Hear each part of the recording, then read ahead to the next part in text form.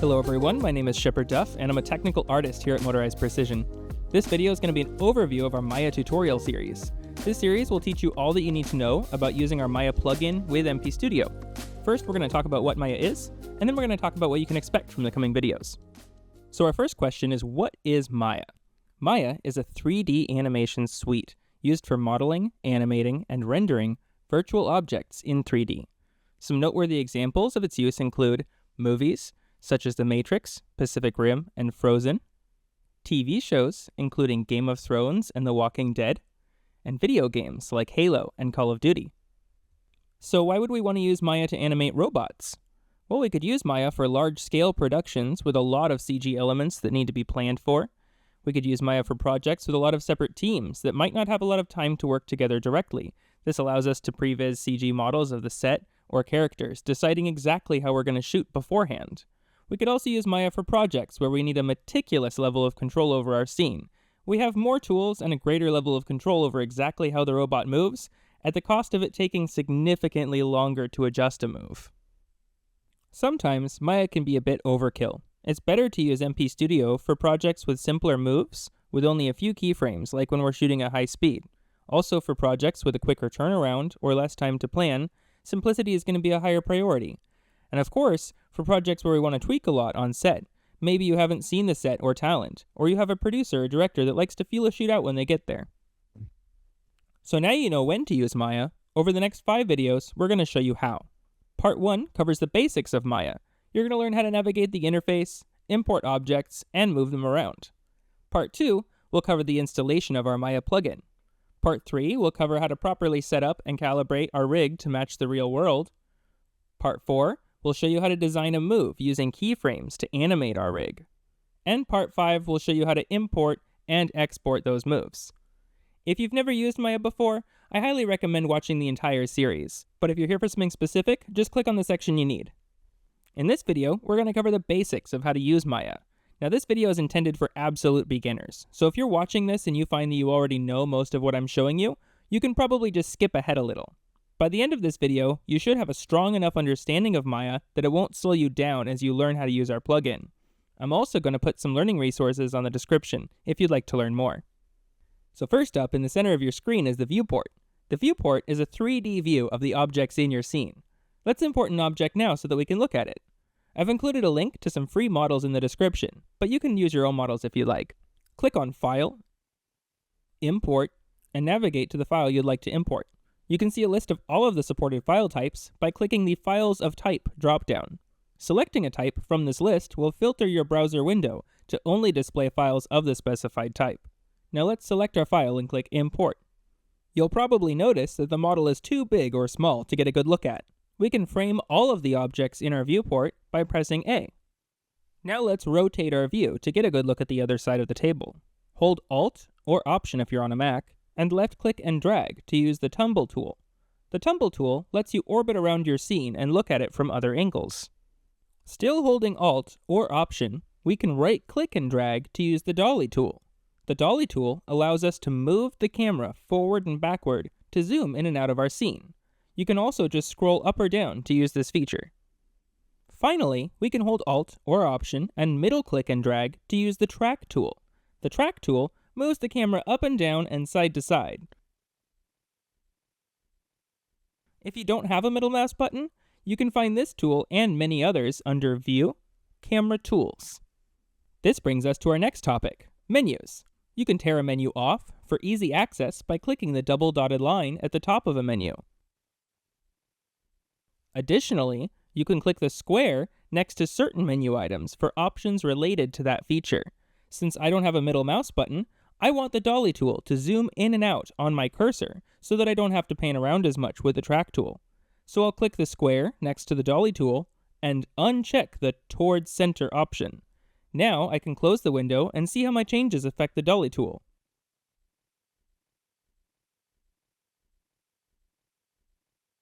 Much better. You may have noticed that the menu for our camera tools is in a different spot than the menu that we used when we imported an object. Maya actually has 3 different kinds of menus.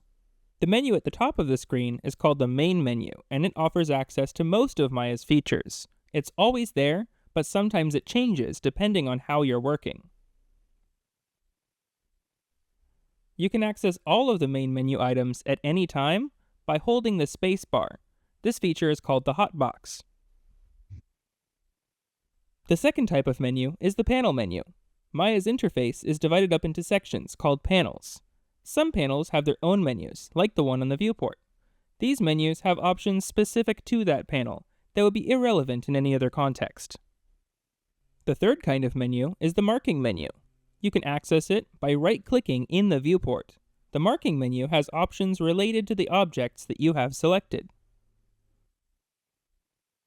So now that you're somewhat familiar with the viewport, we're going to go over some of the other panels. But first, let's get some more objects in here to play with. I'm going to click File, Import, and select my whiskey bottles.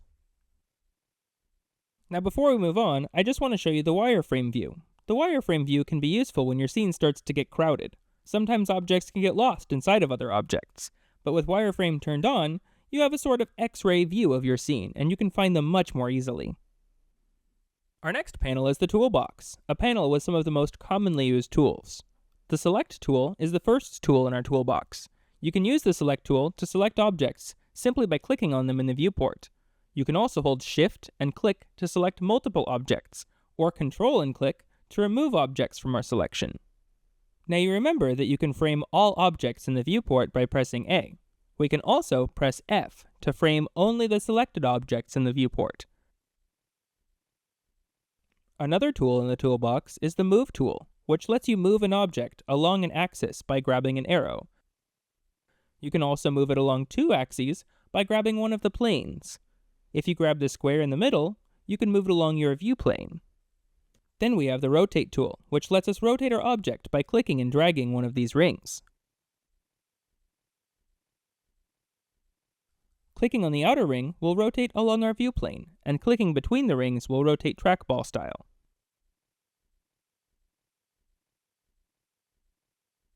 You can also double-click on any of the tools in the toolbox for more options, like if we wanted to rotate this bottle along one of its local axes instead of our global axes.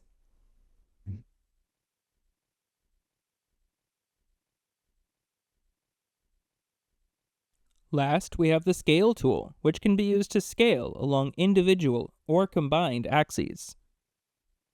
You can also access these tools by pressing Q, W, E, and R. Now I want to reset this object. It would be hard to return all of these transformations to their original values by hand, so we're going to use the channel box. If you don't see it, you can find it under Windows, General Editors, Channel Box Layer Editor.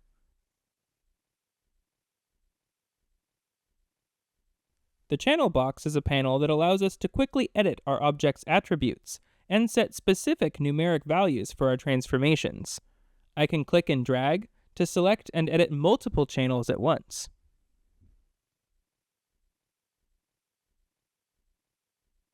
I can also toggle the visibility of an object by typing on or off in the visibility field, or by entering a 0 or a 1. If you hide an object and deselect it, you won't be able to select it again by clicking on it in the viewport. This brings us to the Outliner. The Outliner is a panel that shows you an organized list of all of the nodes in your scene, even the hidden ones. If your Outliner isn't already up, you can just click on the Outliner button in your toolbox, or you can find it under Windows, Outliner. I'm going to drag mine to the left side of the viewport to dock it, since I plan to use it all the time. Left-clicking on a node in the Outliner will select it in the scene. You can Control and left-click to select multiple nodes, or Shift and left-click to select all nodes between and including the two that you click on. You can also double-click on an object to rename it. Spaces are not allowed and will automatically be replaced with underscores. Now the last two things that I want to show you guys before we wrap this up are parenting and hierarchies.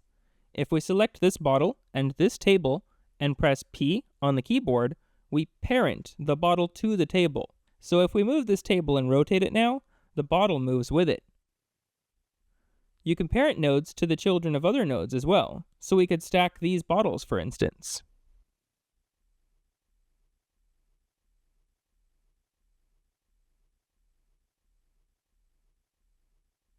A group of nested objects is called a hierarchy.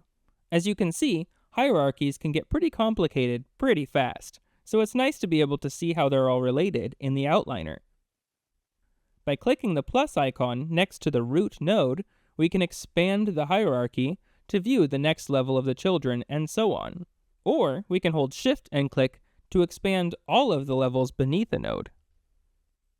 Pressing F with your mouse over the outliner will expand all of the parents of a selected node, making it easier to find in a hierarchy. You can also middle click and drag to parent nodes to each other in the outliner.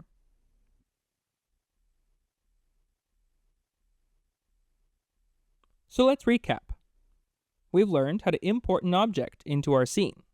We learned how to move around the viewport with our tumble, dolly, and track tools, and that we can edit the options for these tools. We learned that we can quickly frame all or a selected object with A and F respectively, and that we can use wireframe to see through objects. We learned how to select, move, rotate, and scale objects using the toolbox, and we learned how to use the outliner and channel box to control our scene more efficiently. In the next video, I'll show you how to install our Maya plugin, and in the following videos, I'll show you how to calibrate your rig, set up a move, and send and receive files with other animators. Until then, thanks for watching. Today, I'm going to show you how to install our Maya plugin on Windows and Mac OS. Let's get started. On Windows, the first thing you're going to want to do is navigate to your Maya directory. So I'm going to hit Windows E to open a new Explorer window. Normally, Maya is under C, Users, Your Username, Documents, Maya. But since I have Maya installed on my secondary drive, I'm going to navigate there instead. Now we're going to check and see if there's a folder named Modules. If there isn't, we're going to create a new one by hitting Ctrl-Shift-N and naming it Modules. It's important to remember that this should be lowercase.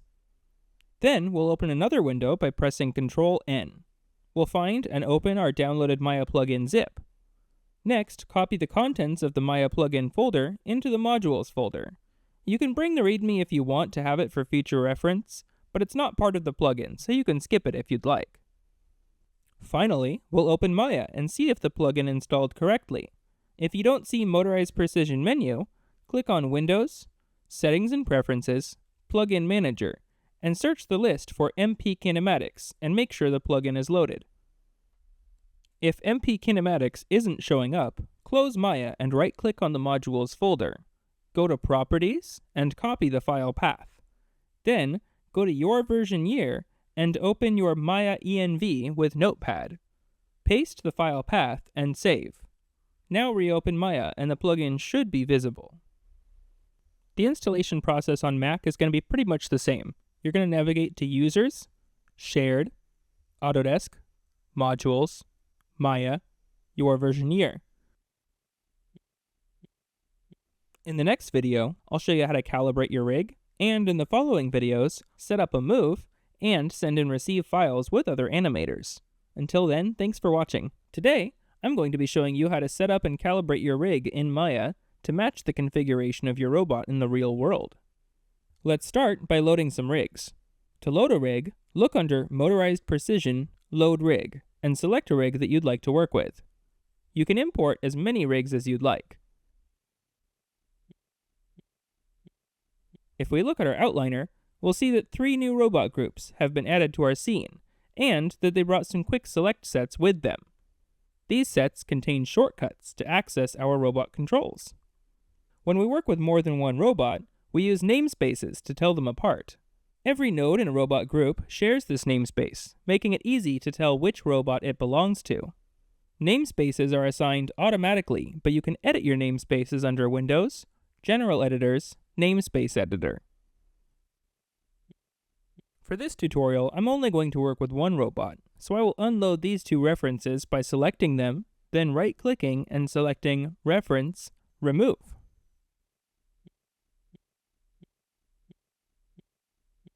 Now let's select our camera handle and take a look at our controls. You can swap out the camera model so that you have a better idea of where your camera will physically be in the scene. We currently have an Alexa Mini, a Phantom Flex, and a red weapon. You can also decide to hide the camera if you plan on attaching your own prop. Using the sensor offset, We can adjust the position of the camera's sensor to match the camera in the real world. Some cameras have higher tops than other cameras, and sometimes you'll have a mounting adapter that offsets the camera a little bit. It's important to take these offsets into account when designing a move, or you won't get the expected results. For instance, the red weapon on our Mia in the studio has a pass-through plate that pushes the sensor down another 8mm and to the right another 10. So our offset is 96 on Z and 10 on X. Setting all of the offsets to 0 would tell the robot that our sensor is directly in the center of the end of axis 6. We would also use these settings when moving props to adjust our pivot point. Another variable that we have to take into account when we're shooting is the height of the robot off the ground. In MP Studio, the base height is the distance from the bottom of the robot itself to the ground. This makes it easier to mount the robot on custom pedestals if needed. But in Maya, it's already pretty simple to swap out the pedestal model, so we made the base offset represent the distance from the bottom of the pedestal to the ground, making it easier to measure. In RStudio, the feet lift the pedestal about 90mm off the ground, so we'll enter that in. You can also display the base height if you want by toggling it here. Lastly, you have to match the focal length and sensor size of the camera that you'll be using.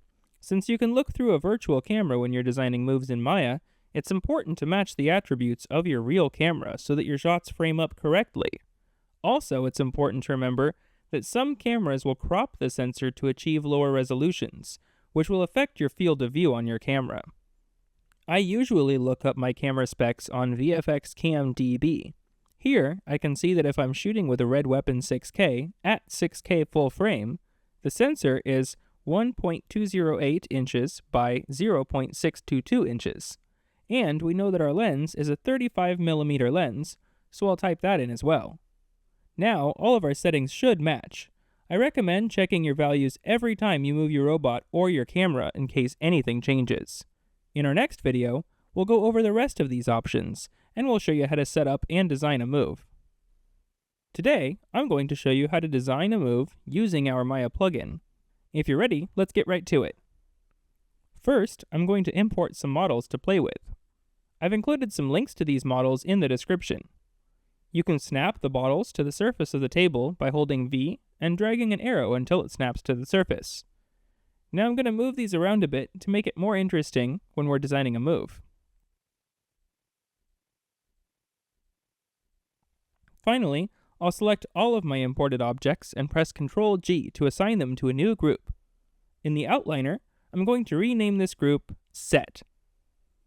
Now I'm going to expand the Controls shortcuts. Here you see the Camera Master, Camera Handle, and Target.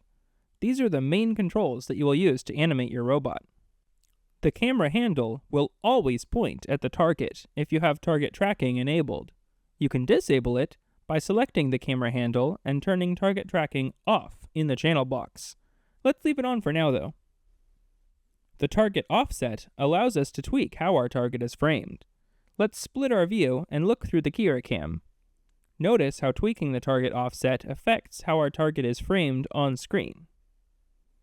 Now you're already somewhat familiar with the camera handle. The other control is the camera master. The camera handle is a child of the camera master, so it will inherit any transformations applied to the camera master. The target tracking constraint will keep the camera upright and pointed at the target, but if we turn target tracking off for a second, you can see that the camera handle is locked to the camera master. You can use the camera handle and camera master together to easily create orbit moves.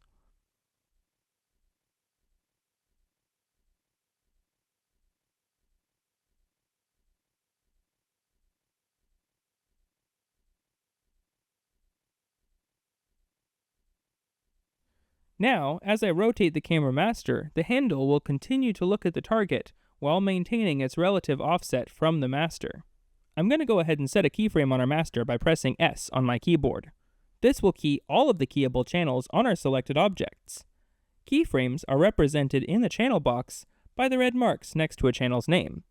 The gray boxes next to a channel mean that it is not intended to be keyed, but you still can key it by right-clicking a desired channel and choosing Key Selected. This might break your rig if you were to keyframe the IK solution, for instance, so I advise that you be cautious when keying a gray value. You can also remove all keys on a single channel by right-clicking and choosing Delete Selected. We'll discuss more ways to edit keys in a moment. Now I'm going to jump to frame 48. You'll notice that the red mark is now pink, letting us know that there are keyframes on this channel, but not at this frame. I'll rotate the camera master and set another keyframe. Now, if I play this animation, you'll see that we have an orbit going. I can also keyframe the handle to punch in during the orbit so we can get some dynamic movement, or I could animate the target if we wanted to drop the bottle into our scene. Looking good. Let's keep this going. I want to do another orbit on the other side of the table, so I'm going to jump forward another 24 frames, and I'll move the camera master and target over here. I think I'll pull out this time, so I'm going to set another keyframe on the handle so that the offset doesn't change while we're moving between bottles. Now we'll jump ahead some more, pull the handle out, and we'll set another keyframe. To finish the orbit, I'm going to select the camera master, and I'm going to rotate it a little bit, and I'll set another keyframe. Then I'll select the target, bring it down to frame the bottle, and I'll set another keyframe there. Now I want the camera to hold for a half second, then move on to the third bottle as quickly as possible. I'm going to jump forward 12 frames, key all of my controls, and jump ahead another 12 frames. Now I'm going to leave the camera master where it is, and just move the handle and target over here to frame the center bottle up. I like the look of this, so I'll set my keyframe. Now, if we play back, we'll notice that our robot turns red, and we're getting a message that the robot is exceeding velocity limits. We have a few options on how to fix this. The first option is the dope sheet. The dope sheet is located under Windows, Animation Editors, Dope Sheet. I use this one a lot, so I'm going to pin it at the bottom of my viewport. I can always collapse it by clicking the tab at the top. On the left, you have something similar to the outliner. You can see that we currently have one track for each object that we have selected. You can click the circular plus icon next to a track for an expanded view of the channels it contains. You can expand further to view the individual X, Y, and Z attributes of a transformation. Selecting a keyframe on a parent channel will select all of the keyframes nested under it. You can enter a frame number up here and it will jump to that frame. You can also move an individual keyframe or even delete them. If you have a middle mouse button, you can grab your Move tool by hitting W or clicking its icon on the tool shelf, and you can middle click and drag to move your selected keyframes. I find that offsetting some of the transformations can make a move feel more organic. Let's select all of the keys from our old keyframe. If you look at the frame number now, you'll see that it's purple, telling us that we're editing keys spanning more than one frame. I can also use expressions to scale or move my keys dynamically.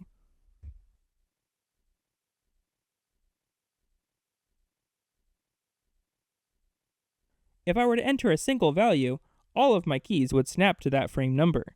The second text field is the frame value. If you have multiple frames selected, it will turn purple, just like our frame number. We can still enter absolute values or expressions, just like we did with the frame option.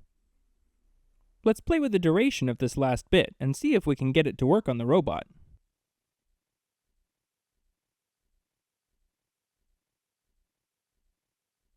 Okay, this works. We can now perform this move without getting errors. But remember, we wanted the camera to move to the end as soon as possible. I noticed that when the move was shorter, the robot is only going too fast for a few frames in the middle, but at the beginning and end, the section actually worked. Let's take a closer look at this in the graph editor and see if we can get it working without having to adjust our duration. You can quickly swap your dope sheet out for a graph editor by clicking this icon in the top right. You can also click the dope sheet icon to switch back. Switching is kind of slow though, so I'm going to click on Windows, Animation Editors, Graph Editor to open another window. Now I can switch between them a little faster. The graph editor is somewhat similar to the dope sheet. You can still expand and collapse your channels for each object, or you can view a specific channel by clicking on it. You can also click on a parent object to view only the keyframes for its children and hide the keys for the other object. You can also hold Ctrl or Shift to select multiple channels for viewing. The keyframes look a little different now, but we can still select them with our Select tool, and move them by entering a new frame number, or we can tweak its value. The main difference between the dope sheet and the graph editor is that you can now see the interpolation between frames for each channel. Interpolation is how our object gets from one keyframe to another. You can see how its value changes over time. For instance, looking at Translate X on our target, we can see that it slowly gets up to speed as it moves to its next position. Then it starts slowing down again about halfway through and gradually comes to a halt. To adjust this, we can select all of our curves and click Curves, Weighted Tangents. Looking at the graph, we can see that the steepest part of our curves is the part that the robot has trouble with. We can select